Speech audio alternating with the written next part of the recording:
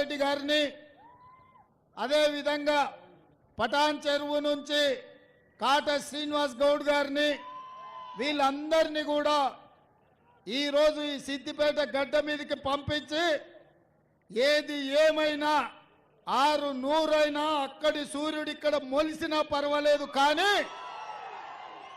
మెదకు గడ్డ మీద కాంగ్రెస్ 3 రంగుల జెండా ఎగరాలని ఆదేశాలు ఇచ్చిండ్రు.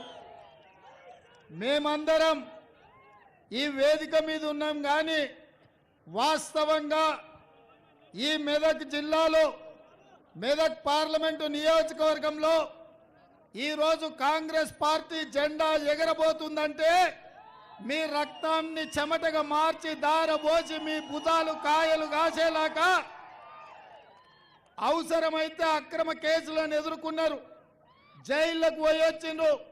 కొంతమంది ప్రాణాలు వదిలినా ఈ జెండాను వదలకుండా మోసిన నా ప్రియమైన వేలాది మంది కార్యకర్తలు ఇవాళ నాకు సంపూర్ణమైన నమ్మకాన్ని, విశ్వాసాన్ని నాకు కలిగించారు. మిత్రులారా, ఇవాళ 2 అంశాలు. 45 ఏళ్ల నుంచి ఈ సిద్దిపేట నియోజకవర్గానికి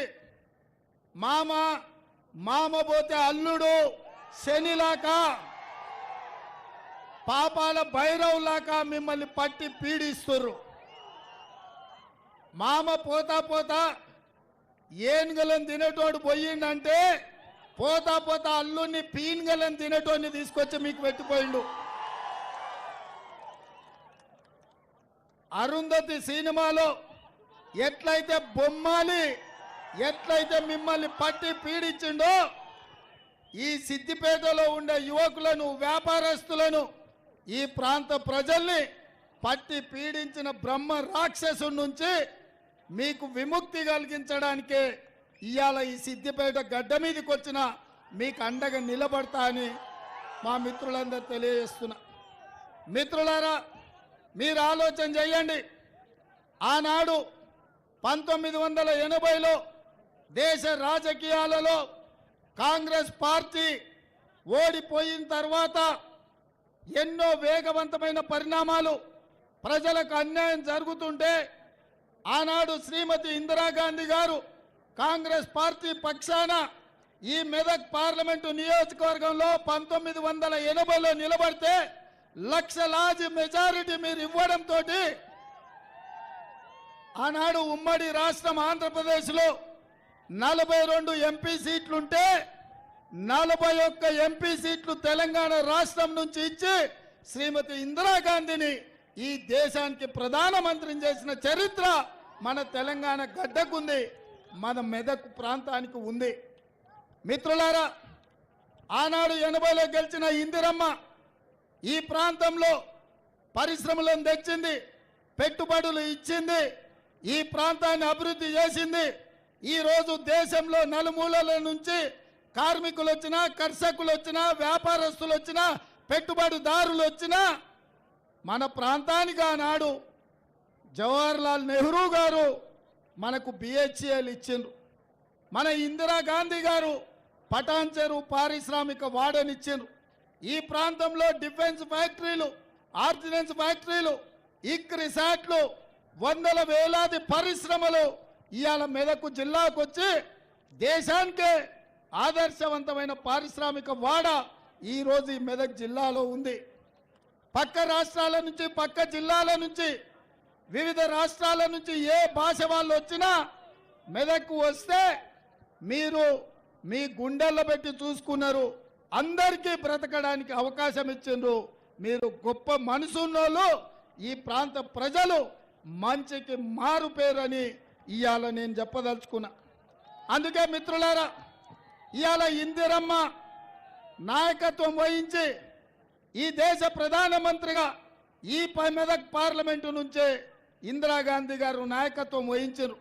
మరి అట్లాంటి మెదక్ పార్లమెంటు ఒక బలహీన వర్గాల యువకుడికి ఏ తండ్రుల, తాతల, ముత్తాతల పేరు మీద రాలే, వందల వేల కోట్ల రూపాయలు చూసి ఇవ్వలే. బలహీన వర్గాలు ఒక ముదిరాజు బిడ్డకు మెదక్ పార్లమెంట్ నుంచి ఎన్నిక చేయాలి, ఇందిరాగాంధీ ప్రాతినిధ్యం వహించిన పార్లమెంటు నుంచి ఒక బలహీన వర్గాల బిడ్డను పార్లమెంటుకు పంపించాలన్న ఆలోచనతోని శ్రీమతి సోనియా గాంధీ గారు ఈరోజు ఈ సీట్ ఇచ్చిండ్రు మిత్రులారా.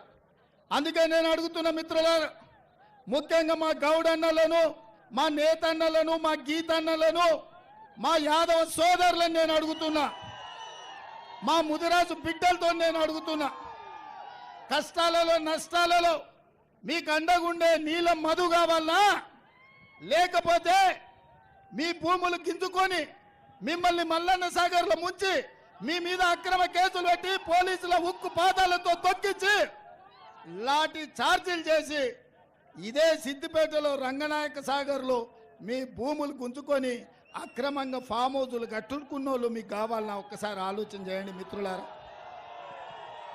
ఇవాళ ఈడ మున్సిపాలిటీలో మీరు కౌన్సిలర్లకు నామినేషన్లు అయితే పోలీసులు వచ్చి బెదిరిస్తారు. ఈడ సర్పంచ్కి నిలబడితే పోలీస్ స్టేషన్లలో వేసి కొడతారు. ఇవాళ ఇక్కడ ఎమ్మెల్యేకు నిలబడాలనుకుంటే అక్రమ కేసులు పెట్టి జైళ్లకు తోలుతారు. ఇది నిర్బంధమా?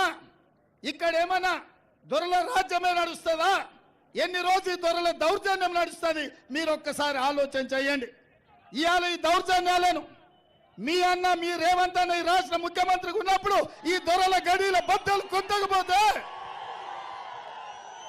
ఈ సిద్దిపేట గడ్డ మీద 3 రంగుల జెండా ఎగరకపోతే శాశ్వతంగా ఈ సిద్దిపేట ప్రాంతం బానిసలుగా బ్రతకాల్సిన పరిస్థితి వస్తుంది. ఆలోచన చేయండి మిత్రులారా. ఇవాళ ప్రజాస్వామ్యం కోసం, ప్రజల స్వేచ్ఛ కోసం ఈ మెదక్ పార్లమెంట్లో నీలం మధు గెలవాలి. దొరల గడీలను బద్దలు కొట్టాలంటే బలహీన వర్గాల అభ్యర్థి నీలం మధు గెలిచి తీరాల్సిందే.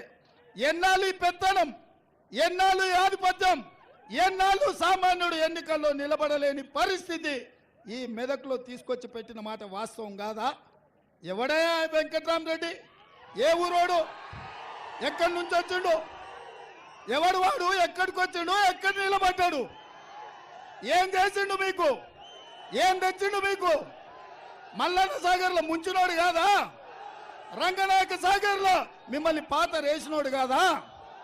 వేలాది మంది పోలీసులను దించి ఏటిగడ్డ కిష్టాపూర్ మల్లన్న సాగర్ ప్రాంతంలో రైతులను బందిపోట్లను చూసినట్టు చూసి బందిపోటు దొంగల్లాక బేడీలేసి పట్టుకపోలేదా మల్లన్న సాగర్లో రైతులను? ఏటిగడ్డ కిష్టాపూర్ రైతులు మర్చిపోయింది అనుకుంటున్నారా? ఏం చూసి ఇచ్చిండే హరీష్ మామ అల్లుళ్ళు వెంకటరామరెడ్డికి టికెట్? ఏం చూసి ఇచ్చిండ్రు? నగదే కదా. ఎక్కడివి ఇవన్నీ? మీ భూములు గుంజుకొని మీ భూముల మీద వ్యాపారాలు చేసి మీ ప్రాంతాన్ని కొల్లగొట్టి మీ మొత్తం ఈ ప్రాంతంలో 100 ఎకరాలు ఆక్రమించుకున్నాడు ఎవడయా? వెంకటరామరెడ్డి గాడా? వాళ్ళ కంపెనీ పేరు రాజపుష్ప కాదా?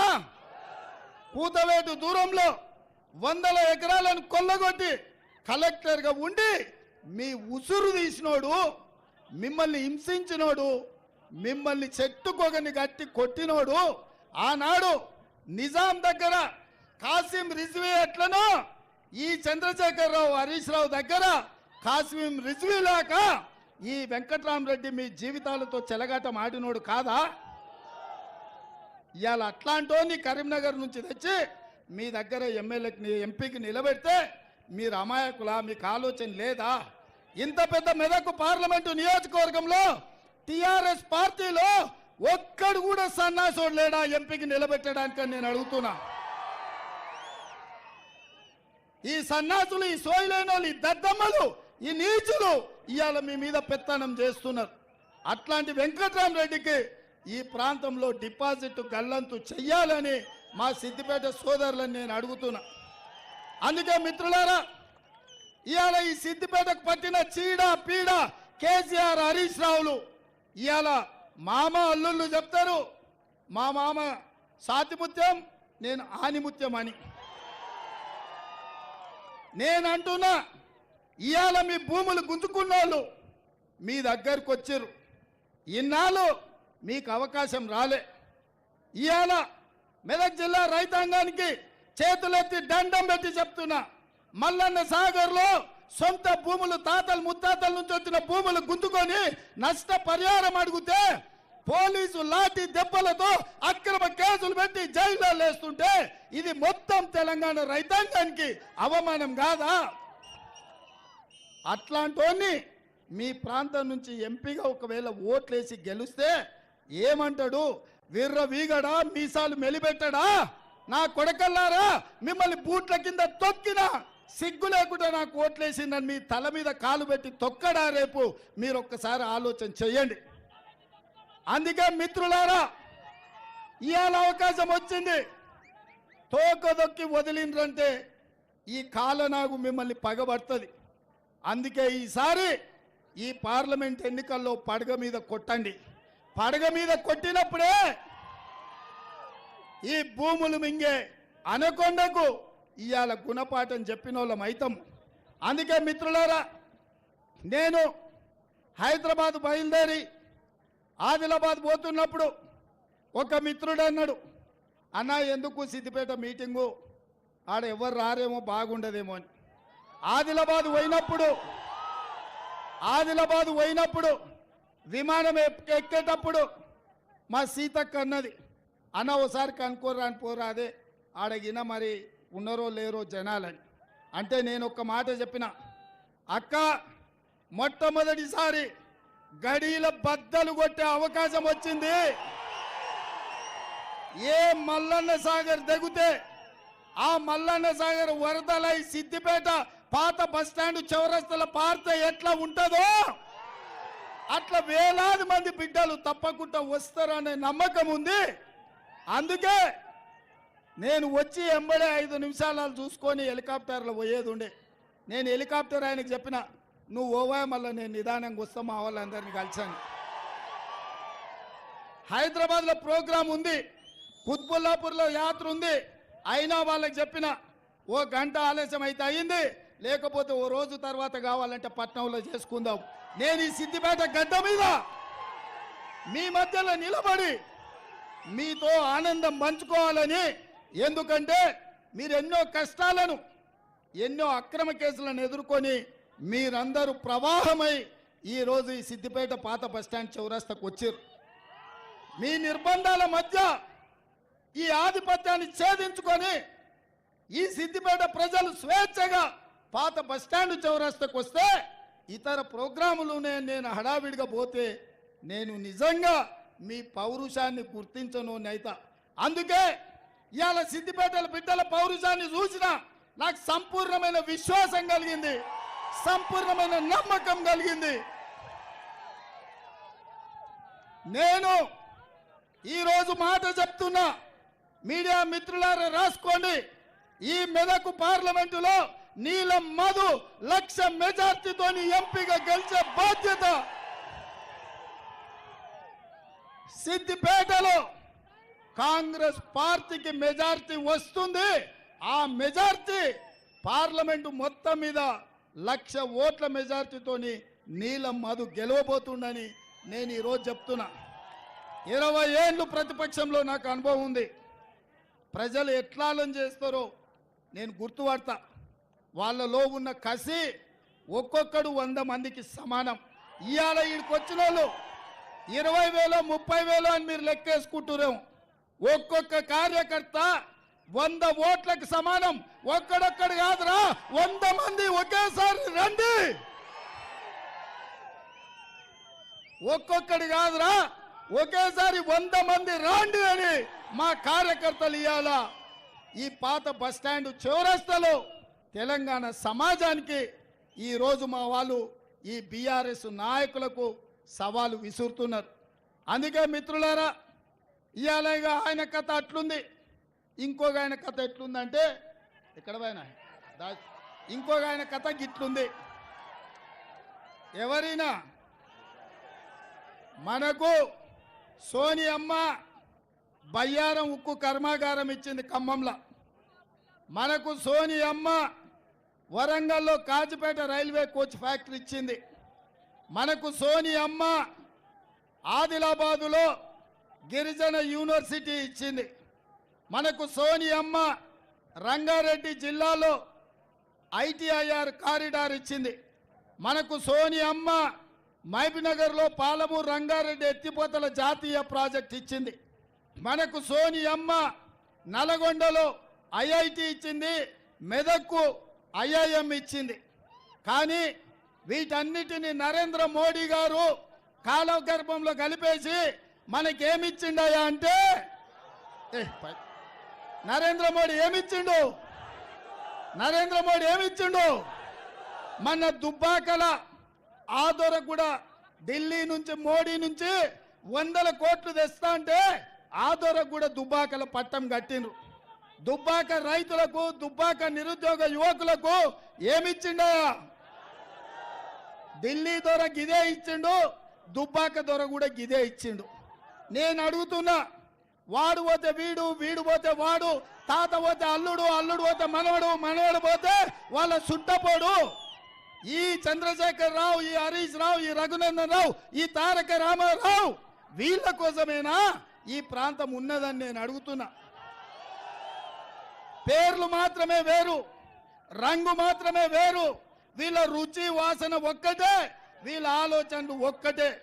పొద్దుపూట 2 పార్టీలు, రాత్రిపూట ఒకటే పార్టీ. పొద్దుపూట మనకు చూడడానికనే 2 పార్టీలు, రాత్రిపూట మాత్రం ఒకటే పార్టీ. ఇవాళ ఆ రావైనా ఈ రావైనా ఏ రాయి అయితే ఉందా తల వల కొట్టుకోవడానికి? ఈ రావులు అవసరమా? మీరు ఒక్కసారి ఆలోచన చేయండి.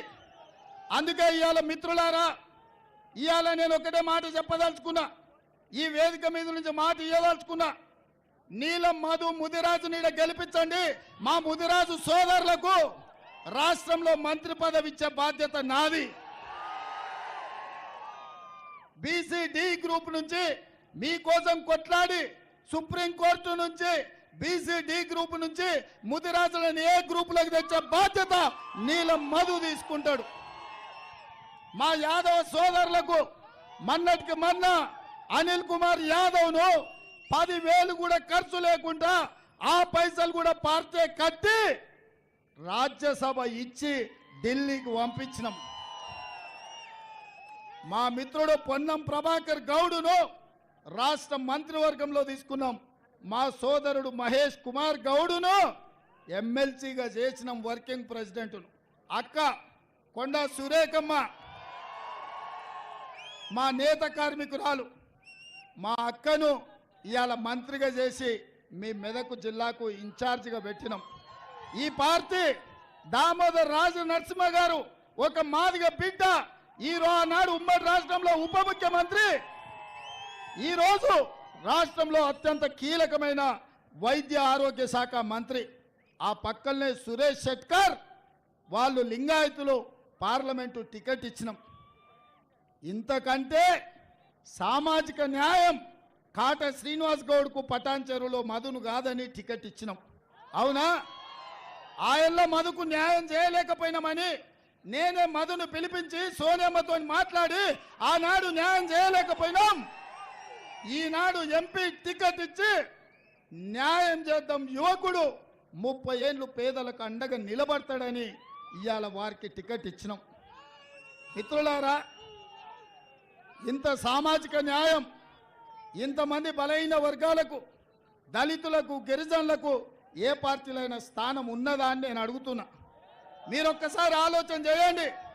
సీతక్క ఒక ఆదివాసీ బిడ్డ, బలరాం నాయక్ ఓ లంబాడి సోదరుడు, ఇవాళ వీళ్ళందరూ రాష్ట్ర స్థాయిలో, జాతీయ స్థాయిలో నాయకులైనరంటే, అదేవిధంగా బలహీన వర్గాలకు 16 కార్పొరేషన్లు ఇచ్చి అన్ని కార్పొరేషన్లకు చైర్మన్లు నియమించిన, లాస్ట్కు ఫిషర్మెన్ నుంచి మా మెట్టు సాయిని కూడా ఇవాళ కార్పొరేషన్ చైర్మన్గా చేసినాం.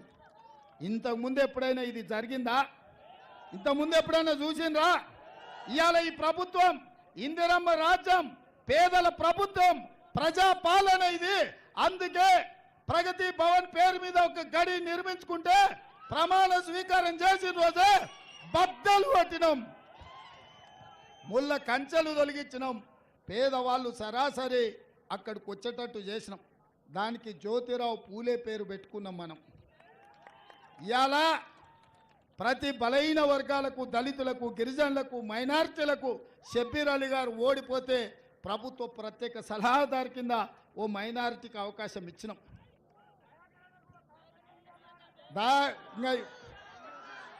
దయాకర్కు జర పెద్దది ఇద్దామని అద్దంకి దయాకర్కు మీ మాట ప్రకారం అద్దంకి దయాకర్దే ముఖ్యమంత్రి కుర్చీ. నా పని అంతా సగం ఆయనే చూస్తాడు.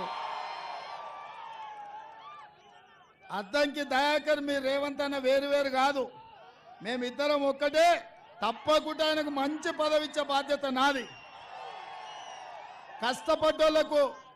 కష్టపడ్డోళ్లకు అవకాశం కల్పించే బాధ్యత నాది. అందుకే ఇవాళ మిత్రులారా, ఇవాళ మోడీ గారు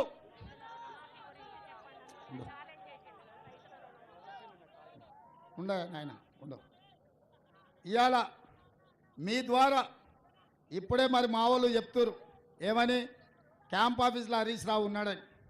ఆయనకు ఒకటే మాట చెప్తున్నా, నేను 15 ఆగస్టు లోపల 2 లక్షల రైతు రుణమాఫీ చేస్తా అన్నాడు. ఆయన నువ్వు చేయలేవు అన్నాడు, నేను చేస్తా అన్నా. ఆయన రాజీనామా చేస్తా అన్నాడు. ఇప్పుడు నేను చెప్తున్నా హరీష్ రావు గారు రాసి పెట్టుకో, కొమరవెల్లి మల్లన్న సాక్షిగా 15 ఆగస్టు లోపల ఈ రాష్ట్రంలో ఉన్న రైతులకందరికీ 2 లక్షల రూపాయల రుణమాఫీ చేసి ఈ తెలంగాణ రైతాంగాన్ని ఆదుకునే బాధ్యత నాది. ఈ సిద్దిపేటకు పట్టిన శని, ఈ శనీశ్వరరావును పాతాళానికి తొక్కే బాధ్యత నాది. 15 ఆగస్టు నాడు ఈ దేశానికి స్వాతంత్రం వచ్చింది. 15 ఆగస్టు నాడు ఈ శనీశ్వరరావు నుంచి ఈ సిద్దిపేటకు కూడా స్వతంత్రం రాబోతుంది. 15 ఆగస్టు నాడు తెలంగాణ రైతాంగానికి రుణాల నుంచి విముక్తి కలిగి బ్యాంకుల నుంచి స్వతంత్రం రాబోతుంది. అవునా? కాసుకో హరీష్ రావు, కాసుకో. 15 ఆగస్టు వరకే నీ ఆటలు, నీ పప్పులు సిద్దిపేట గడ్డ మీద. మళ్ళా వస్తా, సిద్దిపేటకు కొత్త ఎమ్మెల్యేను గెలిపిస్తా. నువ్వు రాసుకో. 15 ఆగస్టు నాడు మీడియా మిత్రులారా రాసుకోండి. రుణమాఫీ చేసి మళ్ళా ఇదే చౌరస్తాల పాత బస్టాండ్ల సమావేశాన్ని పెడతా. రైతులతో 1,00,000 మందితో ఇక్కడనే పెడతా. 2 లక్షల రుణమాఫీ చేసి 1,00,000 మందితో ఇదే చౌరస్తాల మళ్ళా సమావేశం పెడతా. రైతు రుణమాఫీ చేసి హరీష్ రావు రాజీనామా సిద్ధంగా రాసి పెట్టుకో. నీ లెక్క, నీ పత్రం మొత్తం అంతా తేలుస్తా. ఇక ఈయనది ఇట్లా, ఇక ఆయన అట్లా. మోడీ గారు నిన్ననే మెదకొచ్చిపోయాడు. ఆయన పాపం రఘునందన్ రావు గారు రోజు కేసీఆర్ మాట్లాడే స్పీచ్ల కాగితం జిరాక్ తీసుకుపోయి ఆయనకి ఇచ్చినట్టున్నాడు.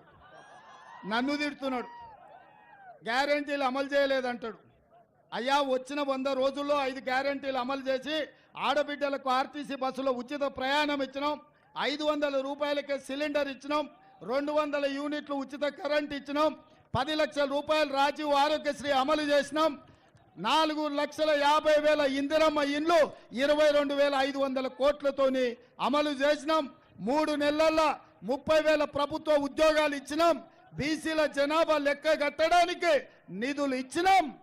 ఈ రాష్ట్రంలో కేసీఆర్ కుటుంబం పుణ్యమా అని గంజాయి, డ్రగ్స్ ఈ రాష్ట్రాన్ని, యువతను నిర్వీర్యం చేస్తుంటే ఉక్కు పాదంతో గంజాయి డ్రగ్స్ను నేలకేసి కొట్టినాం. ఇన్ని మంచి పనులు చేస్తే పెద్ద మనిషిగా, పెద్దన్నగా నరేంద్ర మోడీ పిల్లగాడు బాగానే చేస్తుండని అంటాడేమో అనుకున్నా. 13 ఏళ్ళు ముఖ్యమంత్రిగా, 10 ఏళ్ళు ప్రధానమంత్రిగా చేసిన నరేంద్ర మోడీ ఈ తెలంగాణకు వచ్చి మనల్ని తిట్టిపోయిండు. ఆయన నేను అనుకున్నా బయ్యారం ఉక్కు కర్మాగారం ఇస్తాడేమని, ఇయ్యలే. రైల్వే కోచ్ ఫ్యాక్టరీ ఇస్తాడు అనుకున్నా, ఇయ్యలే.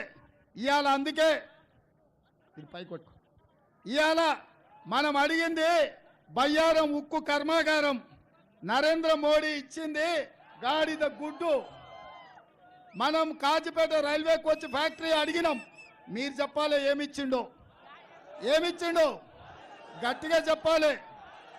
మనం అడిగింది బయ్యారం ఉక్కు కర్మాగారం. నరేంద్ర మోడీ ఏమిచ్చిండో? మనం కాచిపేట రైల్వే కోచ్ ఫ్యాక్టరీ అడిగినాం, మోడీ ఏమిచ్చిండో? మనం ITIR కారిడార్ అడిగినాం, మోడీ ఏమిచ్చిండో?